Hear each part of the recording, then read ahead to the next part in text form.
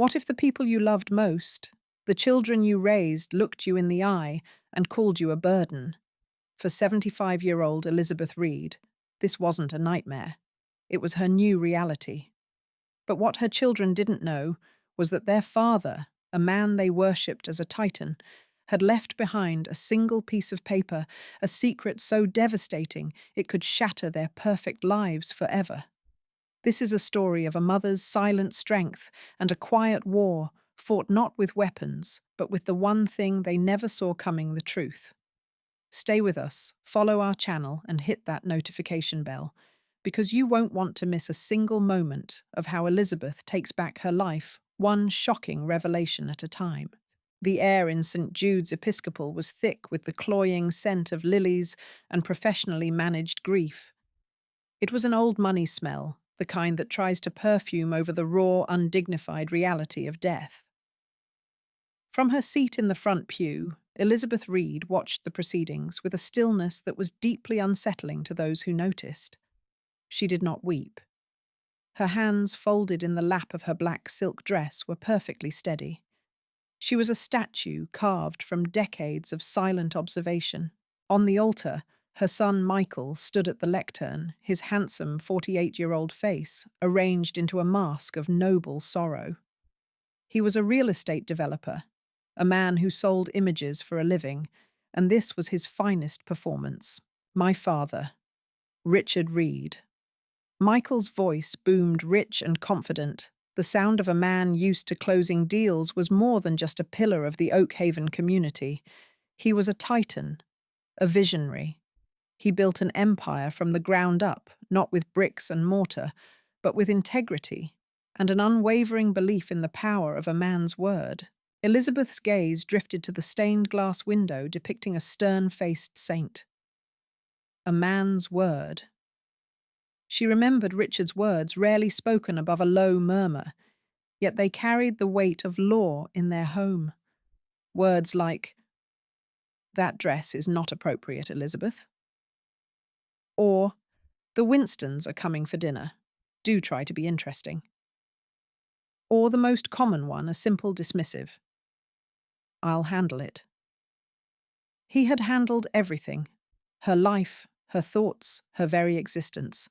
"He taught me everything I know about business," Michael continued, his voice catching with practiced emotion. "He taught me that success isn't just about profit margins. It's about legacy. It's about building something that lasts, something that your children and your children's children can be proud of." Legacy. The word hung in the air. Elizabeth felt a cold knot tighten in her stomach. Michael was so desperate to be a continuation of Richard, a second edition of a book she knew was filled with lies.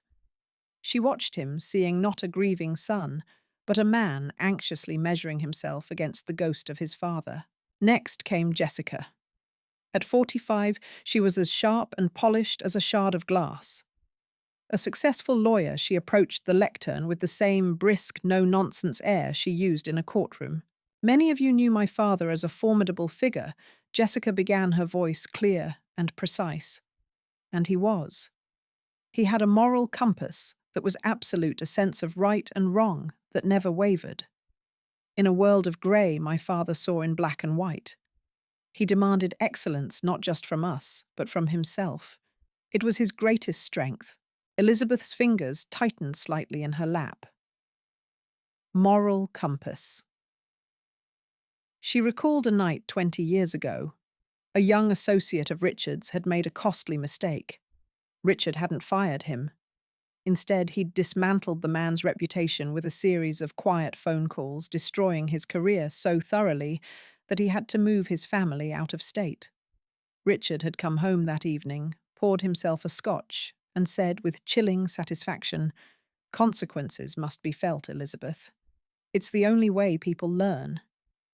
Jessica called it a moral compass. Elizabeth knew it was just cruelty refined and weaponized. When the eulogies were done and the final hymn had faded, the mourners filed out into the crisp Connecticut air. The reception was at the house. Her house. Or rather, Richard's house, a sprawling colonial on Oakhaven's most prestigious street. Elizabeth had lived within its walls for 50 years, but it had never felt like home. It was a museum of Richard's success, each room perfectly curated, each piece of furniture placed exactly where he had dictated. It was beautiful, immaculate, and as cold as the marble in the entryway. She stood near the French doors, a glass of water in her hand, watching the guests murmur condolences. They spoke of Richard in hushed, reverent tones. A great man, a true gentleman. Oakhaven won't be the same without him. It felt like they were talking about a stranger. Her daughter-in-law Sarah glided over. Sarah, a 45-year-old lifestyle influencer, looked impeccable, her grief artfully expressed through a designer black dress and a single elegant tear she'd probably practiced in the mirror. She lived her life through an Instagram filter, and today's was Chuck's somber elegance. Liz, darling. Sarah said, her voice a soft purr. She placed a perfectly manicured hand on Elizabeth's arm. Her nails were the color of blood. You're being so incredibly strong. Richard would be so proud. Elizabeth gave a slight non-committal nod. Sarah's eyes, full of a bright, predatory concern, swept around the grand living room. She took a delicate sip of champagne. This house, it's just magnificent. Richard had such impeccable taste. She paused, her gaze lingering on the vast, empty spaces. It's so much for one person, though, isn't it? The words were dropped as lightly as a feather, but they landed with the force of a stone. Michael and I were just saying, Sarah continued, her voice dripping with faux sympathy, how you must feel so overwhelmed in this enormous place all by yourself. There it was. Not even a full day since the funeral, and the first seed was planted. It wasn't an offer of help.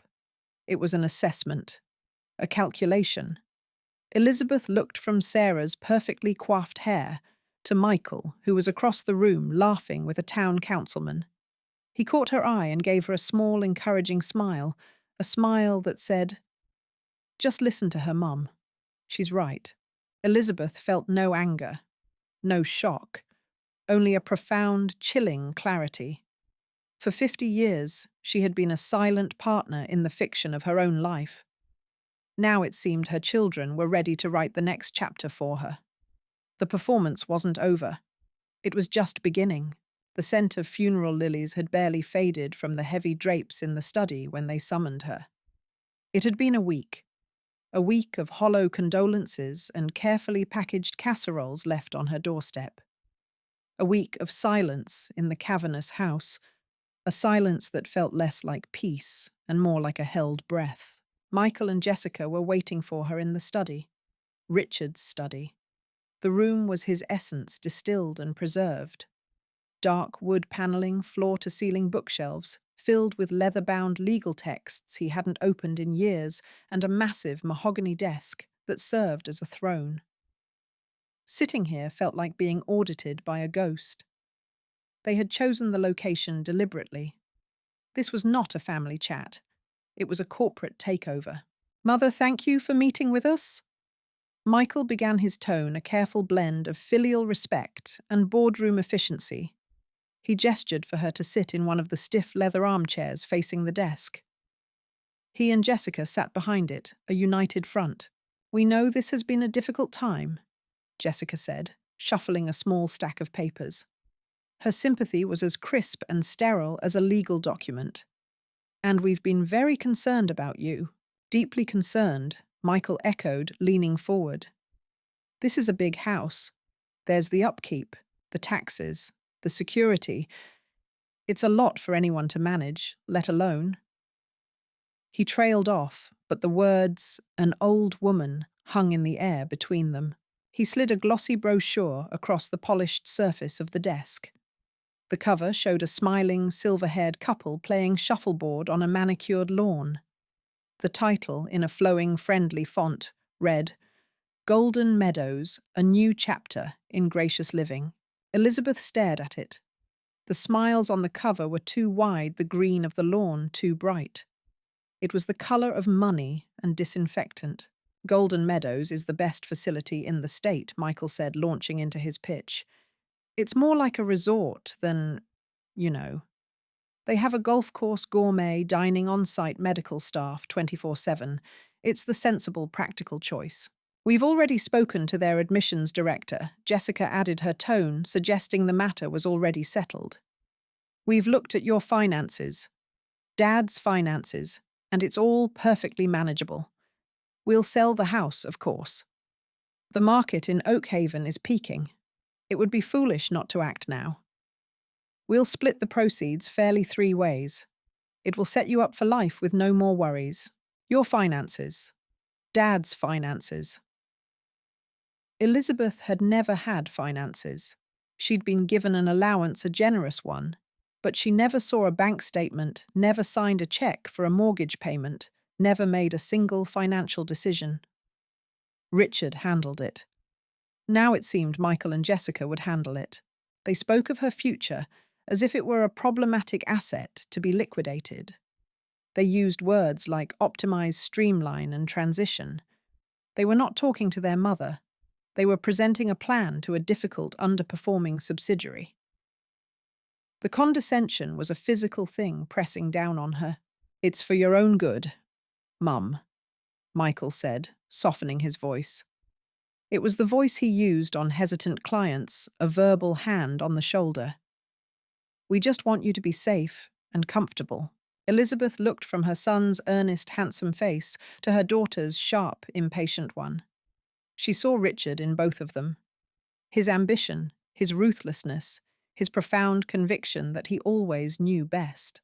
She thought about Golden Meadows, a new, smaller gilded cage, a place where her days would be scheduled, her meals chosen from a menu, her existence managed until it quietly ceased. They weren't offering her a new chapter. They were offering her an epilogue written by them. She remembered Jessica as a teenager screaming at her for shrinking a cashmere sweater in the wash. "Can't you do anything right?" She had shrieked the words, echoing Richard's silent disappointments.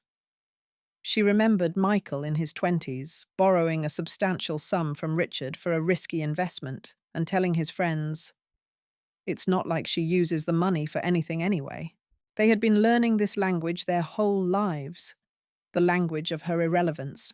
Elizabeth's gaze fell on the smart thermostat on the wall, a sleek digital circle Richard had installed a year ago. She'd never learned to use it. He had programmed it from his phone, adjusting the temperature by a single degree, if he felt a draft, never thinking to show her how. It was a small thing, another layer of her dependency. Jessica followed her gaze, and her mask of patience finally slipped. A flicker of contempt crossed her face. "Mother, be realistic," she said, her voice sharp. "You can't even manage the smart thermostat.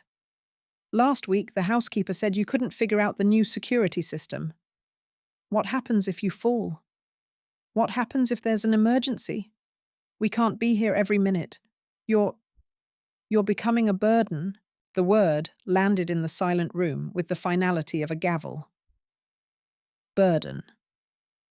The unspoken thing was now spoken. The truth of their concern was laid bare.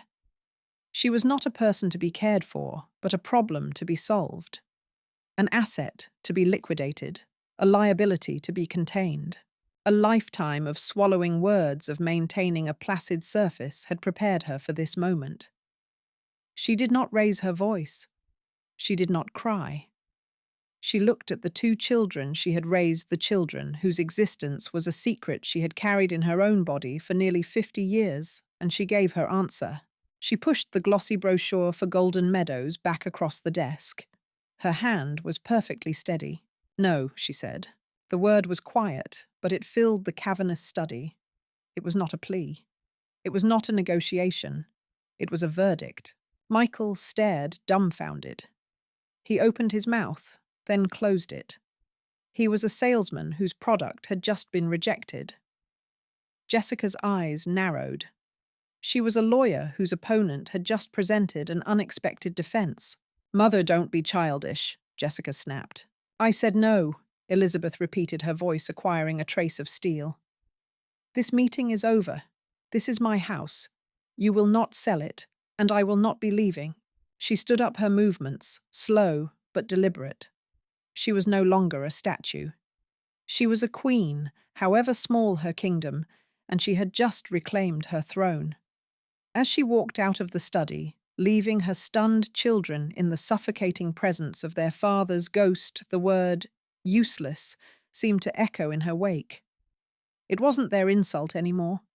It was a challenge, and she had just accepted it. That night, the house was a different kind of haunted. It wasn't the comforting presence of a loved one that lingered in the hallways. It was the ghost of control, the oppressive, silent weight of Richard's will. Elizabeth walked through the darkened rooms, her hand trailing along the walls, and felt him everywhere. She saw him in the precise alignment of the paintings on the wall, each one hung according to his exact measurements. She felt him in the chill of the living room, a temperature he'd insisted upon believing it was bracing. She heard him in the resonant tick-tock of the grandfather clock in the hall, a clock he wound every Sunday at precisely 8 p.m. Her entire life had been lived to the rhythm of his metronome. She wasn't grieving. The raw emotion of loss was a luxury she'd never been afforded. What she felt was a slow, cold thaw. Decades of frozen-over feelings were beginning to crack. The meeting with Michael and Jessica had not broken her. It had chipped away the last of the ice. Burden. Useless. Their words were a fire melting away the resignation that had defined her. A new feeling was taking its place, a cold, hard resolve. It led her as if by an invisible thread to the door of his study, the room where she had been sentenced just that afternoon. She didn't turn on the main light, only the small green-shaded lamp on his desk. The room was cast in shadows, a landscape of secrets. Her eyes fell on the wall behind the desk. Hidden behind a heavy oil painting of a stormy seascape was his private safe, a place she had never been allowed to touch. It was his inner sanctum, the one place where his control was absolute and physical. "My affairs are my own, Elizabeth," he had said once when she'd asked what was inside.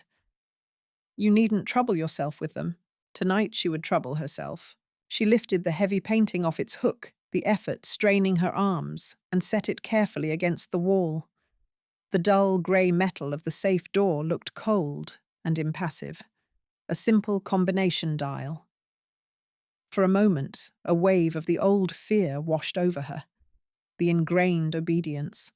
The voice in her head, Richard's voice, telling her, "Don't touch that." She pushed it away. She thought of the glossy brochure for Golden Meadows. She thought of the word burden. She knelt before the safe, her knees complaining on the hardwood floor. What would the combination be? Richard was not a sentimental man. He was a man of dates, of ledgers, of significant transactions. She tried his birthday. Nothing. The date his company went public. Nothing. Then a thought came to her, bitter and certain. She pictured their wedding day, a cold, formal affair in early spring. There was no joy in her memory of it, only the stiff fabric of her dress and the chilling finality of the words, "I do." It was a transaction, the beginning of her gilded cage. Her fingers, surprisingly nimble, turned the dial, right to the number of the day, left past it to the number of the month, right again to the last 2 digits of the year. She pulled the handle. A soft metallic click echoed in the silent room. It was the loudest sound she had ever heard. The door swung open. The air that wafted out smelled of old paper and stale secrets.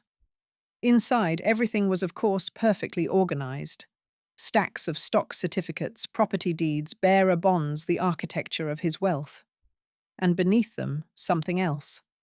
A thin manila file bound with a brittle rubber band.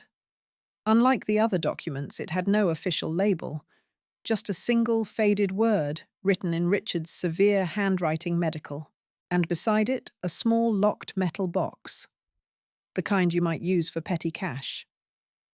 It was cheap, flimsy, almost an afterthought. But it was locked. Her heart began to pound a frantic, unaccustomed rhythm. The financial documents were what her children were after. They were the treasure. But this felt different. This was personal. This was what he had hidden, not just from the world, but from her. She tried to break the rubber band on the file, but it crumbled to dust in her fingers. The papers inside were old, the letterhead from a urology clinic in a neighbouring state, one he'd never mentioned visiting. The top page was a letter from a doctor to a young Richard Reed. She read the first line, "Dear Mr. Reed, following your extensive testing, I am sorry to confirm the results of your semen analysis." Her breath caught in her throat. Suddenly she understood what was in the locked box. She didn't need a key. She looked around the desk. Her eyes landed on a heavy bronze letter opener shaped like a miniature sword. She picked it up. Its weight felt good in her hand. Solid. Real. She wedged the tip into the seam of the cheap metal box and pried. The lock resisted for a moment, then snapped with a pathetic little crunch. Inside, nestled on a bed of faded velvet, was not a document. It was a single small glass medical slide. And taped to the bottom of the box was a lab report, a single sheet of paper folded into a tiny square. Her hands trembled as she unfolded it. The paper was fragile, on the verge of disintegrating. The date at the top was from 50 years ago, just 3 months before their emotionless wedding day. The diagnosis was printed in stark, clinical type, a verdict from which there was no appeal. Azoospermia, permanent sterility. The words seemed to blur. Azoospermia. A word she had never heard, but whose meaning crashed down upon her with the force of a tidal wave. 0. Nothing. Permanent. She sank back on her heels, the paper clutched in her hand. The entire foundation of her life, the 50-year lie she had been forced to carry, the secret that had shaped every moment of her marriage was right here. The silent, suffocating agreement. The children who were not his. The legacy that was a fraud. She looked at the cold, clinical text. This wasn't just a diagnosis. It was a weapon. It was the key to the cage. For 50 years, Richard had held it, using it to lock her into a life of complicity and silence. But Richard was gone. And now the key was hers. A slow, cold smile touched Elizabeth's lips. It was a smile her children had never seen. It was the smile of a woman who had just been handed a declaration of war she finally knew how to win. The whispers from the walls of her prison were no longer haunting her. They were telling her what to do. The war for her life, her house, and her truth had just begun. The quiet of the house was no longer a void left by Richard's absence. It was a planning room, a war room. The first step was to sever herself from the digital ghost of her husband, from the family accounts, the shared devices, the predictable online footprint of Elizabeth Reed of Oakhaven. She drove 2 towns over to a sprawling, impersonal big-box store and paid cash for a cheap anonymous laptop and a prepaid burner phone. The transaction felt illicit, a thrill of rebellion that was entirely new. She was a 75-year-old woman buying spy equipment, and the absurdity of it almost made her laugh. Almost. Back in the suffocating silence of her gilded cage, she began her education. The laptop screen was blindingly bright. She squinted her fingers, accustomed to the delicate work of embroidery, fumbling on the trackpad. She found a popular tech channel on YouTube. A young man with bright green hair and an unnervingly cheerful voice walked her through the process of setting up a VPN. "What's up, cyber warriors?" the voice chirped from the tinny speakers. "Today we're talking about digital anonymity. You want to browse without Big Brother watching. You need a virtual private network, or VPN. Think of it like a secret tunnel for your internet traffic. Super easy, I promise. Elizabeth followed his instructions with painstaking precision, her brow furrowed in concentration. She chose a server in Switzerland. The confirmation message, "Your connection is now secure," and private felt like the first clean breath of air she'd taken in 50 years. She was invisible. She was a ghost of her own making, now haunting the digital world instead of her own home. Her search was methodical. She avoided local firms, anyone who might have played golf with Richard or attended a fundraiser with Michael. Her search terms were stark. Elder abuse attorney, coercive control litigation, financial abuse specialist. Page after page of smiling men in expensive suits, their websites boasting of corporate victories. They were men like Richard, like Michael. She skipped them all. Then a different kind of face appeared. Anya Sharma, a law firm in New York City. The photo was of a woman in her late 30s, her expression intense, intelligent, and utterly devoid of manufactured warmth. Her eyes were sharp, her jaw set. She wasn't smiling for the camera. She was challenging it. The biography was brief and powerful. Specializing in cases of coercive control, financial exploitation, and the weaponization of legal instruments against the vulnerable. The word weaponization struck Elizabeth like a physical blow. That was it. That was the word for the life she had lived. Her finger trembled as she clicked the contact button. She scheduled a video consultation using a newly created anonymous email address. 2 days later, she sat in front of her laptop, her heart a frantic drum against her ribs. Anya Sharma's face appeared on the screen, exactly as it had in the photograph. No small talk. Just a direct, "Good afternoon. You're the one who contacted me regarding a sensitive family matter." Elizabeth's voice was a dry whisper. "Yes. I need some advice. Everything we discuss is protected by attorney-client privilege, Mrs." Anya left the name hanging in the air. "Just call me Elizabeth." She couldn't bring herself to say, "Reed." "All right, Elizabeth. Tell me what's happening."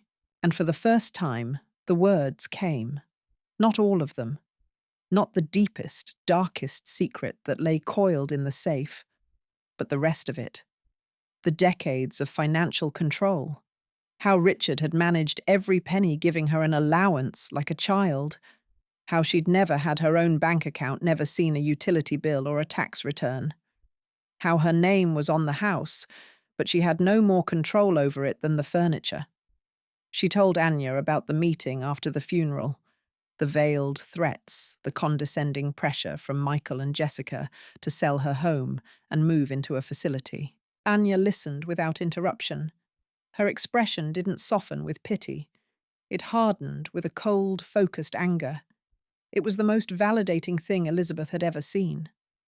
Anya wasn't feeling sorry for her. She was getting ready for a fight. "They believe I'm becoming forgetful," Elizabeth said, the lie bitter in her mouth. "That I can't manage on my own." "Of course they do," Anya said, her voice crisp. "It's the standard narrative. It justifies the seizure of assets. Have you ever signed any legal documents for your husband? Anything to do with your health or finances?" A cold dread trickled down Elizabeth's spine. "About 10 years ago, Richard, he had a health scare. Just a bad case of pneumonia, but he made a great drama of it. He said we needed to get our affairs in order. He had his lawyer draw up papers. He called them protection. For me," Anya's eyes narrowed, "a power of attorney. Yes, a durable power of attorney. I remember the words. He said it was just a formality in case something happened to him or if I became unwell." Elizabeth's voice cracked. "He stood over me while I signed it. I didn't even read it all." Anya nodded slowly, a grim understanding dawning on her face. "Elizabeth, you've been living in a cage with the door unlocked. Your children are about to try and lock it permanently. That document is their weapon. They will use it to declare you incompetent, take control of everything, and put you exactly where they want you." Our first and most important battle is to have that POA invalidated, how Elizabeth whispered. We prove it was signed under duress. We prove that you are and have always been of perfectly sound mind. It will be your word against theirs. They will paint you as a confused, grieving old woman. You need to be prepared for that. Anya leaned closer to her camera. For now, you do nothing. You say nothing.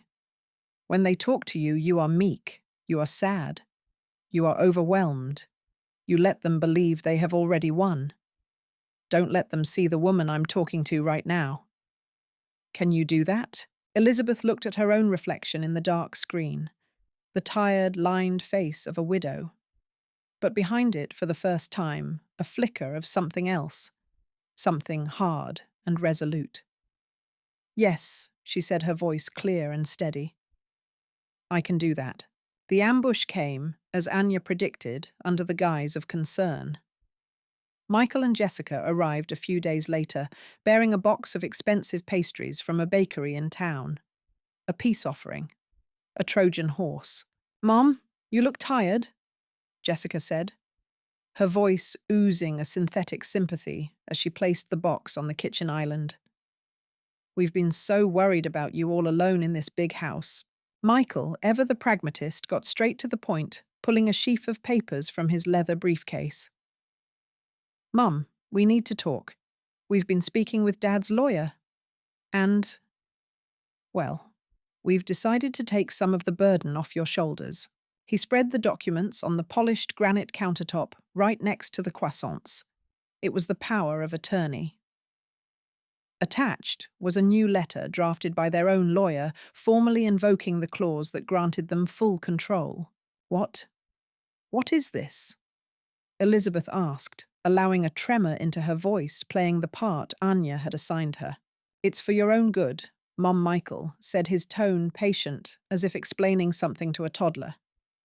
"The POA Dad had you sign gives us the ability to manage your finances and medical care. It's time to activate it. You're clearly struggling. We'll handle the sale of the house, the investments. We'll make sure you're comfortable." Citing your diminished capacity, Jessica added the legal term sounding grotesque in its casual cruelty. "It's just a formality to protect you from, you know, making bad decisions." It was a legal cage, just as Anya had said. The bars were made of ink and condescension. They were declaring her mentally unfit, a non-person. They were erasing her. Richard's control was reaching out from beyond the grave wielded by his own children. All her life, she had been told what to do, what to think, where to go. And here it was again, the final humiliating chapter. But this time was different. Inside, a cold, hard rage was solidifying into a diamond. Outwardly, she let her shoulders slump. She looked from Michael's self-satisfied face to Jessica's impatient one. She wrung her hands. I don't understand all these papers," she murmured, looking down. "It's all so confusing since your father passed." Michael and Jessica exchanged a look. It was a look of victory. "She's caving. It was this easy." "Don't you worry about a thing," Mom Michael said, patting her hand. The touch was like ice. "We'll take care of everything, just like Dad would have wanted." They left soon after leaving the papers and the untouched pastries on the counter. The moment the front door clicked shut, Elizabeth walked to the kitchen sink and swept the entire box into the trash. She went to her room, retrieved the burner phone, and dialed. Anya. They were just here.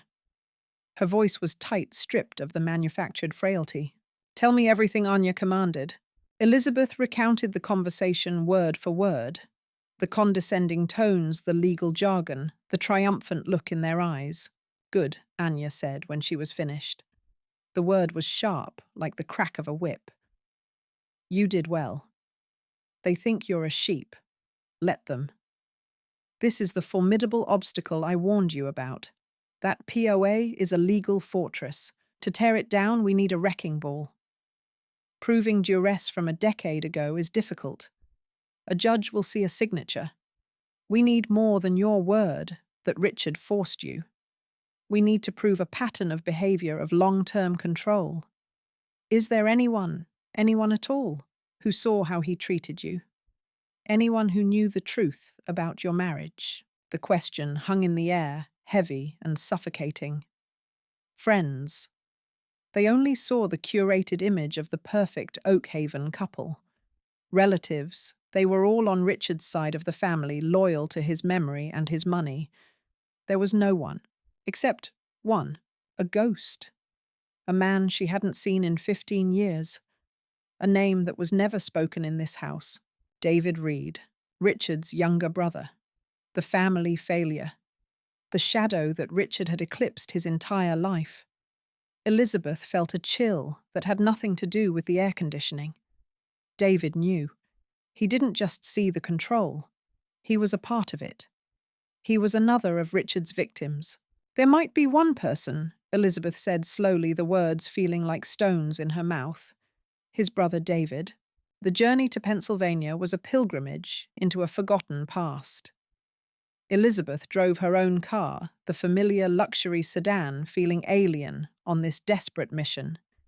She told her children she was visiting an old college roommate in Philadelphia, a lie that slipped out with surprising ease. The manicured lawns of Oakhaven gave way to the rusting industrial landscapes of the tri-state area, the sky a permanent, hazy grey. The world outside her window seemed to reflect the state of the man she was going to see. David lived in a state-run nursing home in a town whose best days were 50 years behind it. The building smelled of bleach-boiled cabbage and quiet despair. It was a place for people who had been forgotten. She found him in a sunroom, staring out a dirty window at a patch of brown lawn. He was 72, but looked 90. Decades of alcoholism had ravaged him, leaving his face a roadmap of broken capillaries, his hands trembling with a permanent tremor. He was a husk, a man hollowed out by guilt. When he saw her, his eyes widened, not with recognition, but with pure terror. It was the look of a man seeing a ghost. "Liz!" He rasped, his voice a gravelly ruin. "What are you doing here? You can't be here." She didn't answer. She simply pulled up a vinyl chair and sat opposite him. She didn't plead. She didn't demand. She just sat with him in the silence, the same suffocating, weaponized silence that Richard had perfected and used against them both for half a century. The air grew thick with unspoken history, with the crime that bound them together. The nurses bustled around them, the television droned in the corner, but their small patch of the room was a vacuum containing only the weight of the past. She watched him. She saw the tremor in his hands worsen. She saw the sweat bead on his pale forehead. He fidgeted, his gaze darting from her face to the door like a trapped animal. He was drowning in that silence, and she was the anchor holding him under. Minutes stretched into an hour. He broke first. He finally turned from the window, his eyes haunted, swimming with a terrible ancient pain. They were the eyes of a man who had sold his soul and never gotten it back. A ragged, choked sob escaped his throat. "He made us do it, Liz." He whispered the words, barely audible, torn from the deepest part of him. Richard. He planned it all. He made us monsters. It wasn't the full story. It wasn't the sworn testimony Anya needed. But it was a start. It was the first crack in the dam of secrets that had held her life captive. Elizabeth simply nodded a single slow acknowledgement. She had come for a ghost and found a man still living in hell. She stood up, placed a hand briefly on his trembling shoulder, and walked away without another word. The confession would come later. For now, it was enough to know the ghost was real. When Chloe arrived home from her first year at NYU, the house felt wrong. It was still beautiful, still impeccably clean, but an invisible film of tension coated every surface. Her grandmother, normally so placid, seemed preoccupied. There was a new energy about her, a brittle, focused quality that Chloe had never seen before. Chloe was the only one who had ever bothered to forge a real connection with Elizabeth. While her parents, Michael and Sarah, treated her as a relic, a familial duty, Chloe had always seen the spark of a sharp, witty woman trapped behind a veil of quiet compliance. They'd had their own little routines, sharing books, Chloe showing her grandmother how to use Instagram filters, Elizabeth teaching her a complex embroidery stitch. Now that easy rhythm was gone. Her grandmother would end phone calls abruptly when Chloe entered a room. A new laptop, a brand Chloe didn't recognize, would be snapped shut. It was strange. Her grandmother, who once had to be coaxed into sending an email, now seemed to possess a secret digital life. One evening, Chloe was heading upstairs when she heard voices coming from the study. Her mother, Jessica, was on a video call. Her voice, a low, vicious hiss. Chloe paused at the door, instinctively flattening herself against the wall. "Can't believe you let her go to Philadelphia alone," Jessica was saying. "What if she spoke to someone? What if she's not as confused as we think?" Uncle Michael's voice, tinny through the phone's speaker, was equally sharp. "Calm down, Jess. She thinks she visited an old lady named Carol. The story checks out. She's grieving, she's suggestible. We just need to push the paperwork through before she gets any funny ideas." "Funny ideas, Michael. She's been acting strange for weeks. We have to control the narrative. We need to be the concerned children taking care of our ailing mother. If anyone, and I mean anyone, starts looking into Dad's finances or worse." Jessica's voice dropped to a panicked whisper. "If David Reed starts talking, everything collapses. Everything." The name hung in the air. David Reed. Chloe had a vague memory of a sad-eyed great-uncle from her childhood, a man who smelled of whiskey and sorrow, who had vanished from family gatherings years ago. Why would he be a threat? What could he possibly say that would make everything collapse? A cold unease settled in Chloe's stomach. This wasn't about concern. This was about control. This was about a secret so large it terrified her mother. She backed away from the door, her heart pounding. Her first instinct was to confront her mother, to demand to know what was going on.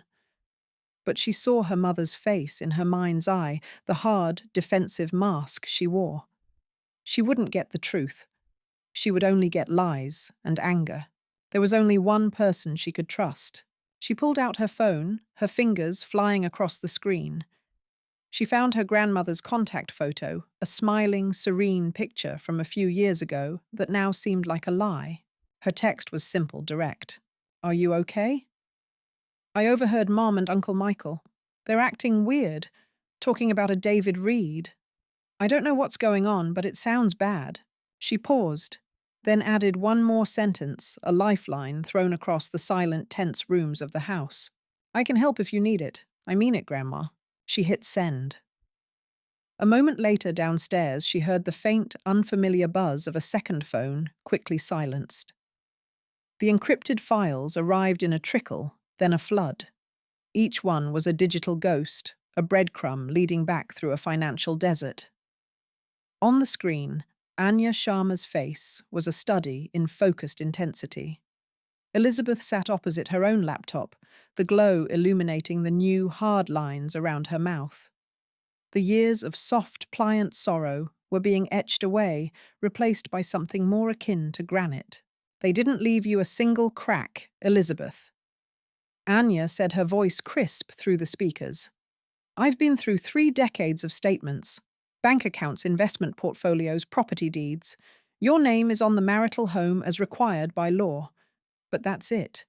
Every other significant asset was held in a trust controlled solely by Richard. Your signature is nowhere. Not on a single stock purchase, not on a single major withdrawal.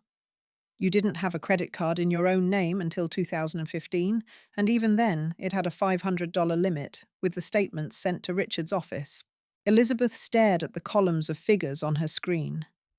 They were meaningless numbers, abstract symbols of a life she had supposedly lived but never controlled. "He called it my allowance." She said the word, tasting like ash. like I was a child.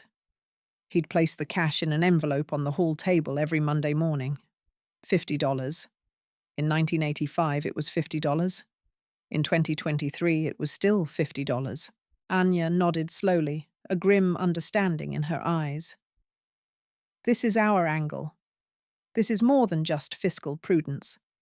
This is a pattern, a meticulous, lifelong system of coercive control. Michael and Jessica's lawyer will argue that Richard managed the finances because he was good at it, and you were content with the arrangement. They will paint you as the happy homemaker, willingly ignorant of such worldly matters. I was never content, Elizabeth whispered. I was trapped. I know.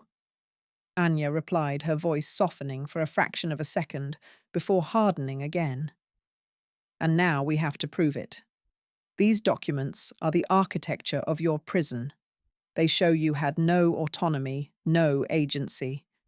We will argue that the power of attorney wasn't a single act of signing a paper 10 years ago. It was the final brick in a wall that had been built around you for 50 years. You didn't sign it out of trust.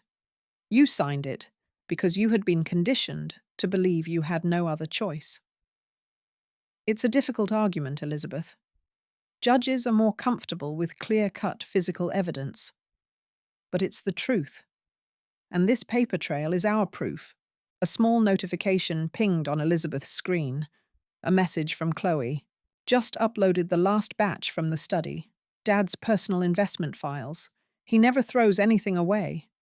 Be careful, Grandma. He and Aunt Jessica were on the phone again. They sounded frantic. Elizabeth's fingers trembled as she typed a reply. I am always careful. You are the one who must be safe. Delete everything. She looked back at Anya. Chloe has found more. From his private study. Good, Anya said. The more we have, the stronger our case. But paper isn't enough. It builds the structure of the argument, but it doesn't give it a soul. For that, we need a human voice. We need David. The name hung in the air between them, heavy and cold. Pennsylvania. The scent of stale regret and cheap whiskey. He was so frightened. Elizabeth said the memory sharp and painful. He's been frightened for 50 years, Anya corrected gently. Richard's ghost has as much of a hold on him as it does on you. But there's a difference. David has something to gain from the truth that you don't. What? Absolution, Anya said. He's living in a prison of his own making, punishing himself for a crime he was forced to commit. Pleading your case to him as a matter of justice might not work. He's too beaten down. But appealing to his own need for peace, for an end to the guilt that's clearly been eating him alive, that might just break through. Anya's gaze was unwavering. We need his story, Elizabeth. We need it on the record. We need him to confess. Are you ready to go back? Elizabeth looked away from the screen, her eyes settling on a photograph on her mantelpiece. It was from her wedding day, she and Richard stiff and formal. She remembered the photographer telling her to smile and the feeling of her facial muscles refusing to obey. She had been silent then. She would not be silent now. Yes, she said, her voice clear and firm. Let's go and hear his confession. The drive to Pennsylvania was a blur of grey highways and skeletal winter trees.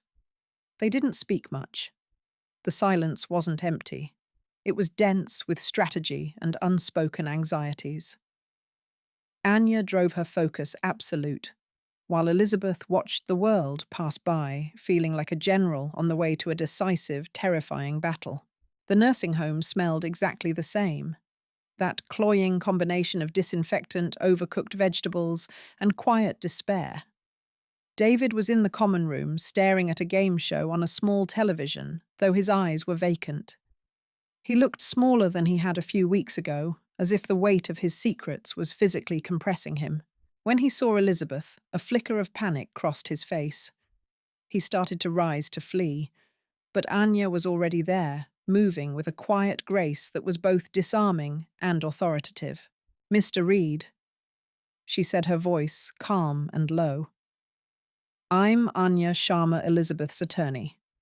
Could we speak with you for a moment in your room, in private? He looked from Anya's professional, compassionate face to Elizabeth's stark, determined one. The fight seemed to drain out of him, replaced by a weary resignation. He gave a jerky nod and led them down a sterile hallway to a room that was more of a cell. A bed, a small dresser, a single chair. The window looked out onto a brick wall. Elizabeth remained standing by the door. This was Anya's stage. Anya didn't sit. She stood in the middle of the small room, creating a focal point that was impossible to ignore. David. She began using his first name with deliberate intimacy. We're not here to blame you. We're not here to threaten you. In fact, we're here to offer you something I suspect you haven't had in a very long time, a way out. David sank onto the edge of his bed, his hands trembling in his lap. Out of what? He rasped, his voice rough with disuse. Out from under Richard's shadow, Anya said. He may be gone, but you're still living by his rules. Aren't you carrying a burden he placed on your shoulders 50 years ago? A burden that has cost you everything. He flinched, a raw nerve touched. You don't know anything. I know that Richard was a powerful man. Anya continued her tone, even and factual. I know he was obsessed with his name, with his legacy. And I know from medical records we have recovered that he was diagnosed as permanently sterile a year before he married Elizabeth. The air went out of the room. David stared at her, his mouth slightly agape. The secret spoken so plainly seemed to suck all the oxygen from the small space. I also know, Anya went on, her voice dropping, becoming more personal, that guilt is a cancer. It eats you from the inside out. It turns you into a ghost in your own life. You sit in this room day after day, punishing yourself for him, for what he made you do, but the silence you're keeping. It isn't protecting anyone anymore. It's not honoring his memory. It's perpetuating his control. It's allowing his final act of cruelty to play out, taking Elizabeth's home, her dignity, and her freedom. She took a small step closer. Your children, Michael and Jessica, are trying to have their mother declared incompetent so they can sell her home and put her away. They are using a power of attorney that Richard forced her to sign. They are finishing the job he started. David's head snapped up, his eyes, finding Elizabeth's for the first time. He saw not an accuser, but a fellow prisoner. He saw the same 50 years of silent suffering reflected in her gaze. What do you want from me? He stammered. The truth, Anya said simply. We want you to tell the story. For the record. I have a camera. We can record a sworn deposition right here, right now. Your testimony, David. It won't just free Elizabeth. It will free you. You can put the burden down. You can finally let it go. You can stop being Richard's victim and let Elizabeth stop being his too. He looked around the bleak room at the brick wall outside his window. He had been looking at that wall for years. It was no different from the one Richard had built around his soul. Tears began to well in his tired eyes. They weren't tears of self-pity, but of a profound, cracking grief. He said it was my duty. David choked out. To the family. To the Reed name. He called it a clinical procedure. He made it sound like I was donating blood. Anya nodded, her expression full of a deep, professional empathy. She pulled a small, high-definition camera from her briefcase and set it on the dresser, its single red light blinking to life. Tell us, David, she said softly. Tell us everything. From the beginning. And he did. The words came out in a torrent, a 50-year flood of poison finally being lanced. He spoke of Richard's cold fury in the doctor's office after the diagnosis. He described the night Richard came to his apartment, the terrifying calmness in his brother's voice as he laid out the monstrous plan. Richard, the master manipulator, had framed it not as a request, but as a non-negotiable solution to a family problem. The legacy had to continue. An heir was required, and David would provide one. He recounted the clinical, dehumanizing encounters, arranged and overseen by Richard, in a sterile guest house on the estate. He spoke of Elizabeth's silence, her dissociation, the way her eyes would look through him, as if he wasn't there. He confessed that he had been in love with her before she'd met Richard, a secret he'd buried so deep it had rotted his core. That was the leverage Richard had used. Not just money, not just the threat of ruin, but the twisting of David's own buried affections into a weapon against him. He told me if I ever spoke a word. David sobbed, the camera recording every raw, shuddering breath. He would destroy us both. He'd tell the world I was a rapist and she was an adulterer. He'd make sure we lost everything. He said, "She will be a pariah, and you will die in a gutter. But the children will be mine. The world will only ever know them as Reeds." He made us accomplices in our own torture. He detailed the threats that continued for decades. The casual reminders, the veiled warnings, the financial chokehold that kept him weak and dependent. He had become a ghost at family gatherings, the secret uncle who was really the father, watching his own children call another man Dad. The secret had driven him to drink, cost him his own marriage, and alienated him from the very children he could never claim. He didn't just take my future. David concluded, his voice a shattered whisper, as he stared directly into the camera lens. He took my past. He erased me, and I let him. When he was finished, a profound silence filled the room. The only sound was the quiet hum of the camera. Elizabeth walked over and placed a hand on his shaking shoulder. It wasn't a gesture of forgiveness, not yet. It was one of shared survival. Two prisoners, finally acknowledging the same chains. Anya quietly turned off the camera. She had it. The emotional dynamite. The key that would unlock the gilded cage and in the process blow the Reed family legacy to pieces. The mediation had been Michael and Jessica's idea. It was a power play designed to avoid the public spectacle of a courtroom and to intimidate their mother in a controlled corporate environment. The room they chose was the epitome of sterile hostility, a long, polished mahogany table, uncomfortable leather chairs, and soundproof walls the color of a winter sky. It was a place where deals were crushed, not made. Michael and his lawyer, Arthur Peterson, were already seated, exuding an aura of smug confidence. Michael wore a suit that probably cost more than the car Anya drove, a perfect uniform for the son of Richard Reed. Jessica arrived moments later with her husband, Mark, a man who looked permanently bewildered. Jessica was practically vibrating with aggressive certainty, her face a mask of righteous indignation. "Mother," she said, her voice dripping with condescension as Elizabeth entered with Anya. "I'm glad you came. I hope Ms. Sharma has advised you on the wisdom of accepting our very generous offer. This can all be over today." Elizabeth didn't respond. She took her seat opposite them, her posture erect, her hands resting calmly on the table. She was a silent grey monolith in their brightly coloured world of avarice. Peterson cleared his throat, shuffling a thick stack of papers. "If we can begin," he started, directing his words to Anya, but looking at Elizabeth. "My clients, Michael and Jessica Reed, are here today out of profound love and concern for their mother. We are not here to be adversarial. We are here to find a solution that ensures Mrs. Reed's safety and well-being for her remaining years." He droned on his voice, a smooth, practiced baritone. He spoke of Elizabeth's increasing fragility, her episodes of confusion, and the natural cognitive decline that accompanies aging.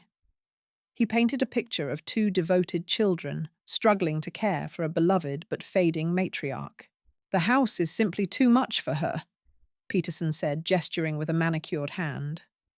"The upkeep, the stairs, the memories. It's a burden. Golden Meadows is a top-tier facility. She'll have round-the-clock care, social activities. Michael leaned forward, attempting a look of pained sincerity. Mum, we just want you to be safe. We worry about you all alone in that big place. Jessica chimed in, her voice sharp. It's what Dad would have wanted. For you to be comfortable. For the estate to be managed properly to secure the family's future. His legacy. Anya let the performance play out, her expression unreadable. She didn't interrupt. She didn't object. She simply waited until Peterson had exhausted his talking points, and the room fell into an expectant silence. Then she leaned forward and placed a small laptop on the table, turning it to face Michael and Jessica. "Thank you, Mr. Peterson," she said, her voice calm and clear, cutting through the thick hypocrisy. "You speak of concern, of safety, of legacy. I'd like to add another voice to this discussion." She pressed a key. The screen lit up with the image of David Reed's face, pale and tear-streaked, in the bleakness of his nursing home room. The audio was crystal clear. He said it was my duty, to the family, to the Reed name. He called it a clinical procedure. The room froze. Michael's confident smirk dissolved. The colour drained from his face, leaving behind a pasty, ashen mask. He looked like he'd been punched in the stomach. Jessica's eyes widened in disbelief, then narrowed in fury. David's voice, raw and broken, filled the soundproof room, confessing everything. The sterility diagnosis, the monstrous plan, the clinical encounters, the threats, the 50 years of enforced silence. He would destroy us both. He'd tell the world I was a rapist and she was an adulterer. But the children will be mine. The world will only ever know them as Reeds. The final sentence landed like a physical blow. Michael made a small, strangled noise in the back of his throat. Jessica leaped to her feet, her chair scraping violently against the floor. "Turn it off!"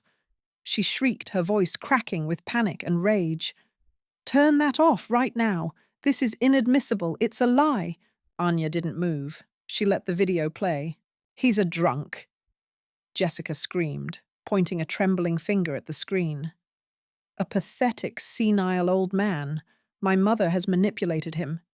She's twisting his addled memories to get what she wants. This is elder abuse." Peterson jolted from his stunned silence, scrambled to his feet. "Objection! This is an ambush. This recording has no legal standing. It's hearsay, it's slander. It was clearly obtained under duress." Michael finally found his voice, though it was thin and reedy. "He's rambling. The man is a known alcoholic. His testimony is worthless." He was trying to sound dismissive, but the tremor in his hands betrayed his terror. They were shocked, cornered, their carefully constructed narrative shattered. But they were Reeds. They still believed they could contain this bully their way through it, litigate it into oblivion. As Peterson and Jessica continued their frantic, overlapping shouts, a new voice cut through the noise. It was quiet, yet it carried more weight than all their hysteria combined. It was Elizabeth. "It doesn't matter," she said. The shouting stopped. Every head in the room turned to her. She hadn't moved. She sat like a statue, a figure of immense, unmovable calm amidst the wreckage. "It doesn't matter if you think the video is a lie." She continued, her voice as clear and steady as a church bell on a cold morning. "It doesn't matter, because you can't sell a house that has already been sold." The silence that followed was absolute. It was a vacuum, pulling all the air, all the fight out of the room. Michael stared at her, his mouth hanging open. Jessica slowly sank back into her chair, her face a canvas of utter confusion. Peterson looked as if his brain had short-circuited. What did you say?" Michael finally managed to stammer. "The house." Elizabeth repeated, her gaze locking onto her son's. "I finalized the sale 2 weeks ago. The deed has been transferred. The funds have been cleared. It's done." A strangled, desperate sound escaped Michael's lips. It was almost a laugh, a bark of disbelief, the sound of a man clinging to the last piece of a shipwreck. Sold to who you can't sell that house without our approval, the POA. We would know, don't be ridiculous, mother. Who could even afford it? Some developer. He sneered, a flicker of his old arrogance returning. The Oakhaven Historical Preservation Society. They don't have that kind of money. Their entire annual budget is less than the property taxes. A small, cold smile touched Elizabeth's lips. It didn't reach her eyes. Her eyes were chips of ice.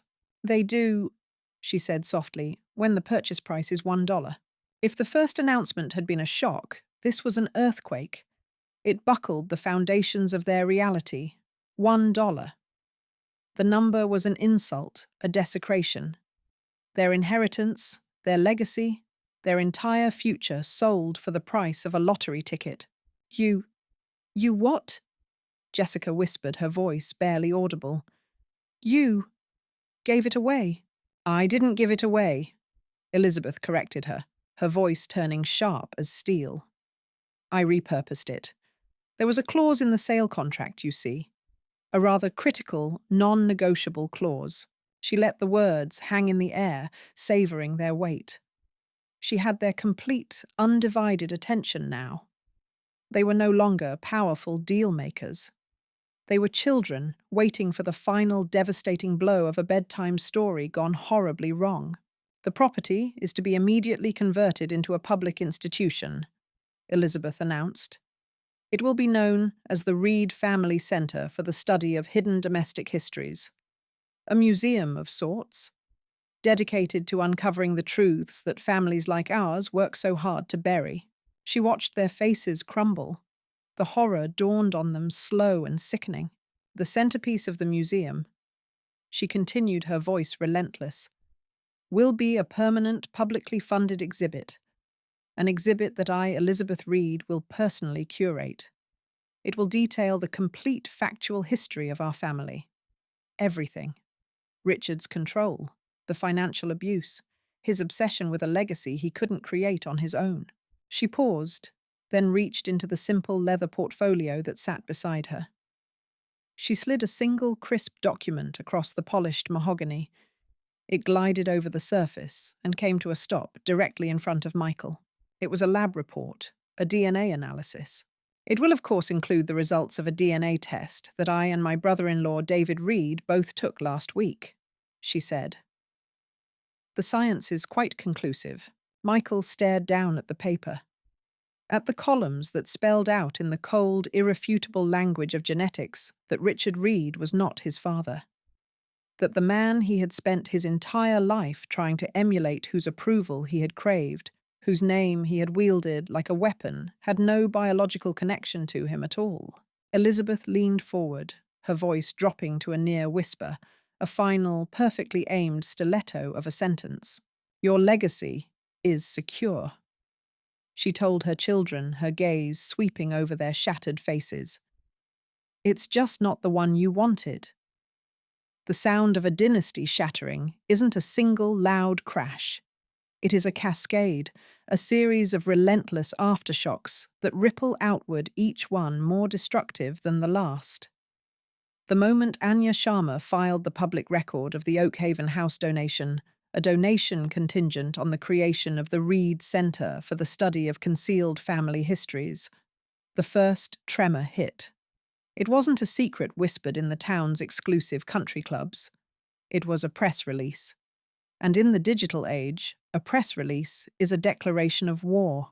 The story wasn't just local news. The hook was too perfect, too tragically poetic. Heiress donates mansion for $1 to expose family's lies.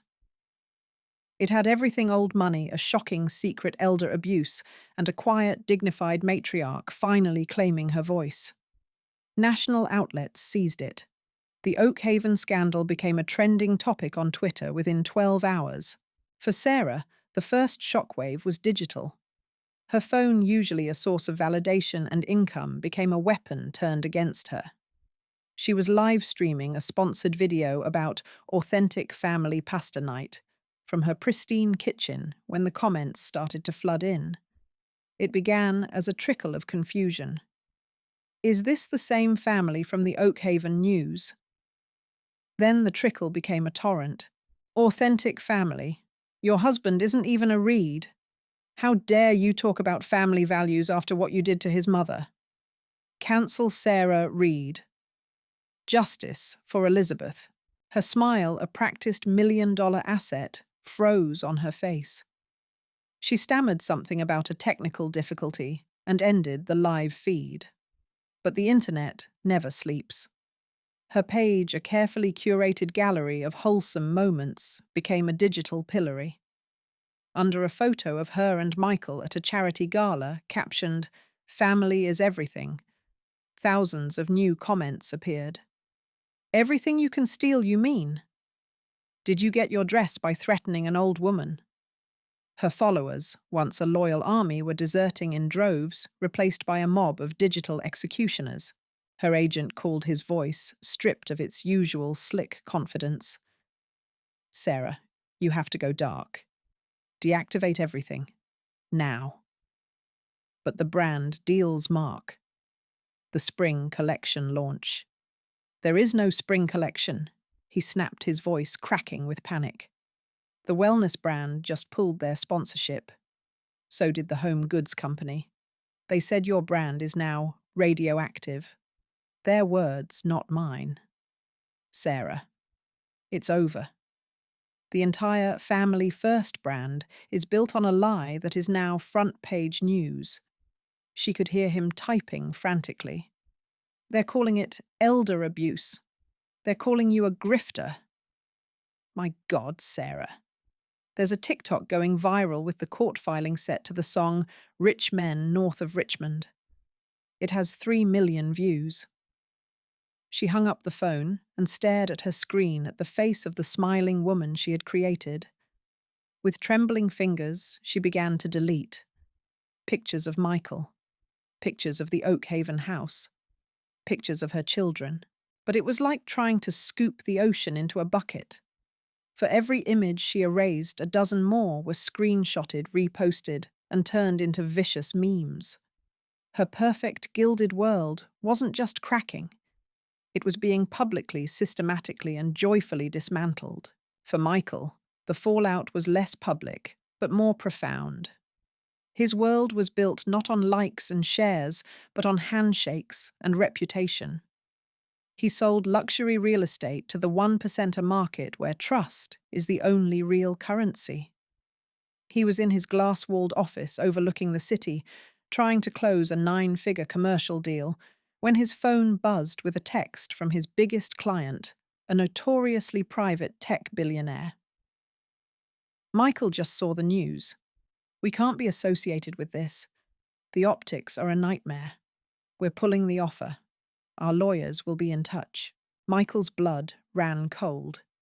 He searched his own name online. The first result was a scathing article on a major financial news site, The House of Reeds: How a Foundation of Lies Toppled a Real Estate Prince. The article didn't just rehash the story, it connected the dots.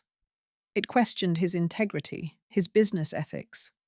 It painted him not as a savvy businessman, but as a cruel, entitled son who had tried to institutionalize his own mother for profit. It mentioned the DNA results. It mentioned David Reed. It used the phrase perpetrator of elder abuse. His phone rang. It was his partner at the firm, a man who had been his mentor. "Michael," he said, his voice heavy, "you need to go home. We have to put you on an indefinite leave of absence. The board is meeting this afternoon. We have to issue a statement distancing the firm from this situation." Distancing. Michael choked out. "I built half our luxury portfolio, and it's that portfolio we're trying to protect," his partner said, the finality in his tone like a door slamming shut. "Reputation is everything, Michael. You know that. And yours? Well, yours is gone." He sat there in his temple of success, surrounded by awards and framed photos of sold properties, and realized the truth. He wasn't Michael Reed, the self-made real estate titan. He was a fraud, the son of a lie. A man who had inherited a name that wasn't his, built a career on its power, and was now being destroyed by the truth of its origin. He wasn't a pillar of the community. He was the punchline to a cautionary tale. For Jessica, the consequence was formal and cold. It arrived not as a social media storm or a cancelled deal, but as a thick manila envelope delivered by courier. It bore the crest of the State Bar Association. Inside, the language was precise, devoid of emotion, and utterly devastating. It was a notice of an official ethics investigation. It cited potential violations of professional conduct, specifically regarding her involvement in the attempt to enforce a power of attorney under questionable circumstances. It mentioned undue influence and conflict of interest. It requested a formal sworn response within 30 days. She stared at the paper, her legal mind dissecting every word. This wasn't a lawsuit she could fight with motions and depositions. This was a trial of her character, her fitness to practice the very law she had tried to twist for her own gain. Her career, her license, her entire professional identity, all of it was now under a microscope, scrutinized by the people who held the power to strip it all away. In a profession built on the sanctity of the law, she was now accused of using it as a cudgel against her own mother. Their last desperate move was to sue. They found a new lawyer, one far from the polished Oakhaven circles, a man with a strip mall office and an air of desperation that matched their own. He reviewed the documents from the donation to the Historical Society. He looked at the contracts Anya Sharma had drafted. He shook his head. "There's nothing here," he told them, his tone flat. "It's ironclad. Your mother, in full possession of her faculties, which Ms. Sharma has volumes of evidence to prove, donated the house. It's gone." She then placed the majority of Richard Reed's liquid assets into a trust to fund the new centre. It's also gone. You can't sue her for the money because technically she doesn't have it anymore. You can't contest the donation because it's a matter of public and historical interest now. To fight this would be to publicly fight against a historical institution. The press would crucify you all over again. He leaned back in his squeaking chair. You have no standing. You were proven not to be Richard Reed's biological children. You have no legal claim to his legacy or his estate. The only thing you inherited is the truth. Defeated, ostracized, and hemorrhaging money, they fell back on their basest instinct rage. One by one, they called Elizabeth's burner phone, the one number they still had. They left a string of venomous voicemails, a final, futile barrage against the woman who had outplayed them. Michael's voice was the first, ragged with fury. "You destroyed us. For what, some petty revenge? That house was our birthright. You've ruined my life, you selfish old woman. I hope you're happy alone in whatever hovel you crawl into." Jessica's was next, cold and sharp, the lawyerly composure gone, replaced by pure spite. "You will regret this. I will spend the rest of my life making sure you do. You are a monster. You were always a weak, pathetic creature, and now you've proven it." Sarah's was a sobbing, incoherent mess. "My children, my followers. You took everything from me. Why? Why would you do this to your family?" Far away, as the seasons turned and the crisp autumn air settled over New England, Elizabeth sat on a small, simple chair on her balcony. The voicemails were queued up on her phone. She saw the names Michael, Jessica, Sarah. She saw the duration of their hate-filled messages. She felt nothing. No anger, no satisfaction. Just a profound, quiet emptiness where the fear used to live. Her finger hovered over the first message, not with hesitation, but with deliberation. Then she calmly pressed delete. Then she deleted the next, and the next. She didn't listen to a single word. Their noise could no longer reach her. The war was over, and she had won not by fighting back, but by simply walking away from the battlefield. The silence that followed was different. It wasn't the heavy, oppressive silence of the Oakhaven mansion, thick with unspoken resentments and Richard's lingering control. This was a light, clean silence, filled only by the distant cry of a gull and the rhythmic sigh of the Atlantic Ocean. Her new home wasn't a mansion or a luxury suite. It was a small two-room apartment in a quiet, unassuming town in Maine. The walls were white. The furniture was sparse, a comfortable armchair, a small wooden table, a simple bed. Every single item, from the blue ceramic mug she drank her tea from to the worn wool blanket on her bed, was something she had chosen.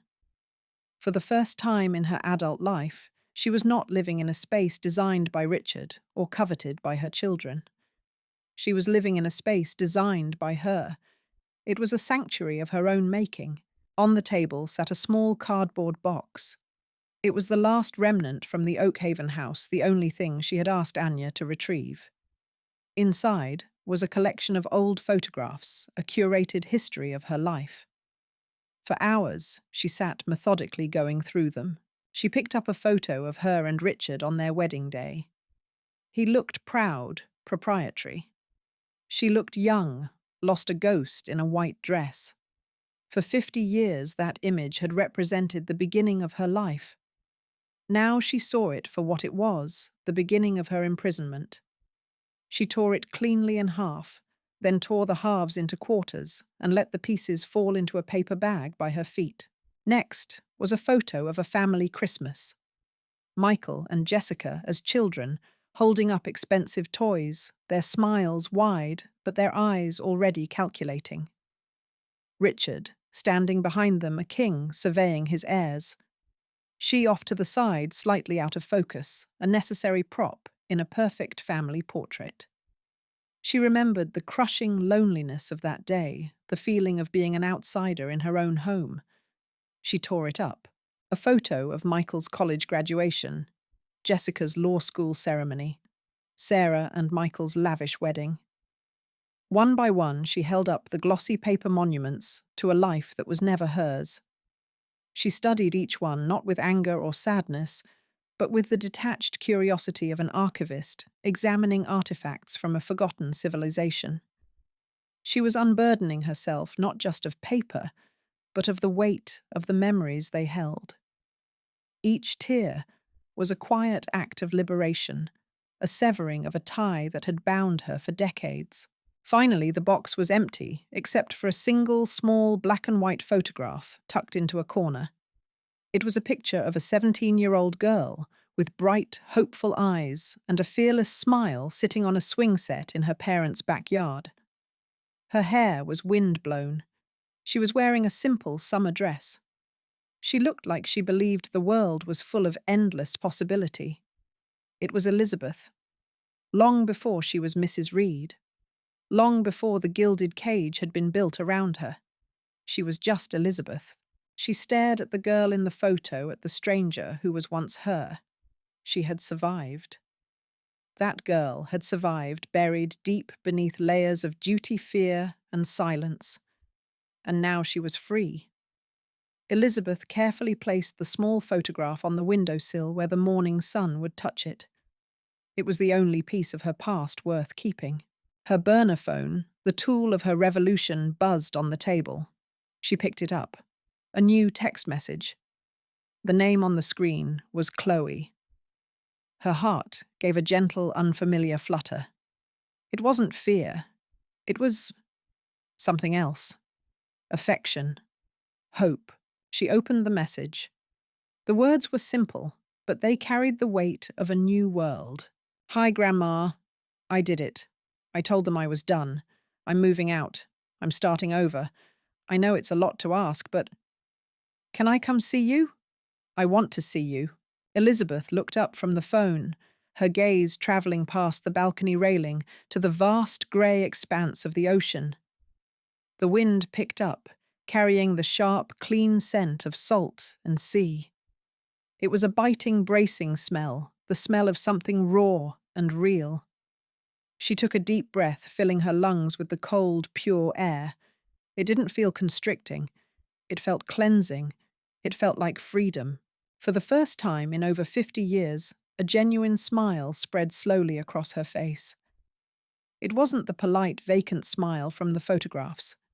It was a small, private, and deeply felt expression of peace. The silence was no longer a cage. The silence was no longer a punishment. The silence was hers, and it was beautiful. Elizabeth's story of silence found its end, but countless others are still being lived every day. What would you do if you were in her shoes, holding a truth that could either shatter or save you? Share your thoughts in the comments below. And if you know of a story about quiet strength and unexpected justice, we want to hear it. Subscribe for more tales of resilience and let us know whose story we should tell next.